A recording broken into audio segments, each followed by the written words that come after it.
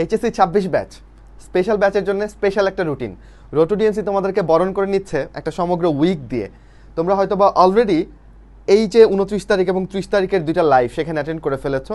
Focus করি আমরা 3 এবং 5 তারিখের বায়োলজি এবং কেমিস্ট্রি অলিম্পিয়াডে। ব্যাপারটা কি?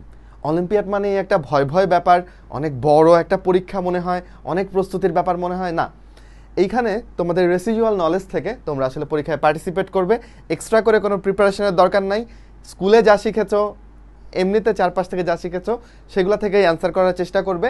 জাস্ট পরীক্ষাটা অ্যাটেন্ড করা তোমার কাজ, এবং তোমার বন্ধুকে নিয়ে অ্যাটেন্ড করা কাজ। বায়োলজি এবং কেমিস্ট্রি অলিম্পিয়াডে, দুইটা অলিম্পিয়াডে আমরা টপ 5, দুইটা এক্সামে টপ 5 মোট 10 জনকে কিন্তু আমরা টি শার্ট পাঠাবো আমাদের, এবং সাথে আরও গিফট থাকবে। তারপরে যেটা শুরু হচ্ছে, তারপরে আমরা আমাদের ওয়ান স্টপ বায়োলজি কোর্সটাকে কেমন করে আমরা পড়াই সেটা আসলে লাইভে সবাইকে পড়ায় দেখাবো, এবং আমরা একটা চ্যাপ্টার তোমাদেরকে কমপ্লিটলি শেষ করে দিব। আমি জাস্ট খণ্ডাংশ একটা অংশ পড়ালাম, আরেকটা অংশ বাকি রাখলাম, এমন হলে ব্যাপারগুলো পূর্ণতা পায় না।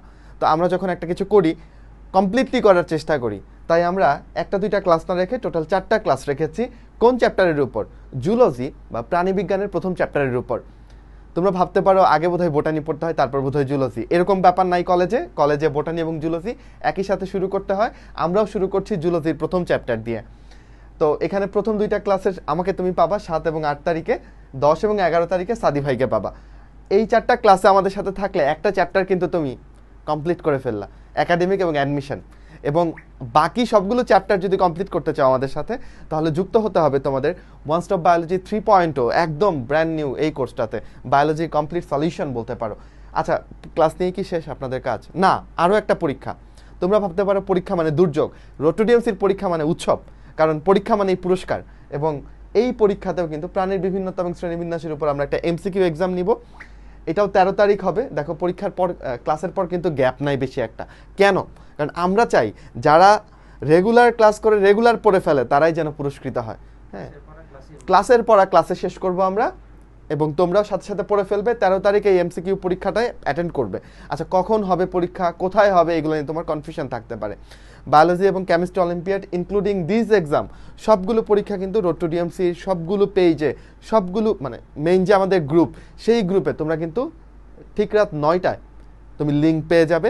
এছাড়াও আমরা কিন্তু যথেষ্ট ঘোষণা দিতে থাকি, তুমি নজর রাখলেই কিন্তু জেনে যাবে যে কখন পরীক্ষা হচ্ছে, কতক্ষণ সময়, কত নাম্বার, এই আর কি।